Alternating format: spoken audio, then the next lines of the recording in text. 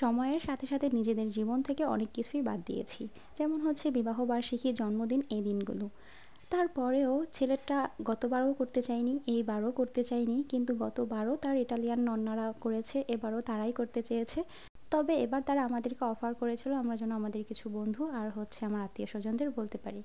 মিকাইলের জন্মদিন ছিল 8 তারিখে, তো ওরা আমাদের অফার করেছিল 7 তারিখে সকালবেলা। তো আসলে হঠাৎ করে এই প্ল্যানগুলো করতে যে মানে অনেকটাই আমরা দোটানায় পড়েছিলাম, কাদের কাদের দাওয়াত করব। তো সব মিলিয়ে টুকটাক কিছু আত্মীয় স্বজন আর হচ্ছে বন্ধুদের দাওয়াত দিয়েছি, তো তারা সবাই চলে এসছে। আর হঠাৎ করে যেহেতু প্ল্যান, তাই আসলে ওরকম করে সাজাতেও পারিনি, মানে যতটুকু পেরেছি অতটুকুই চেষ্টা করে সাজিয়েছি। তো তারপরে এই তো দেখছেন বাচ্চারা অনেক আনন্দ করছে। তবে এই জন্মদিনে আসলে বড়রা যেমন তেমন ছোটরা অনেক আনন্দ করেছে।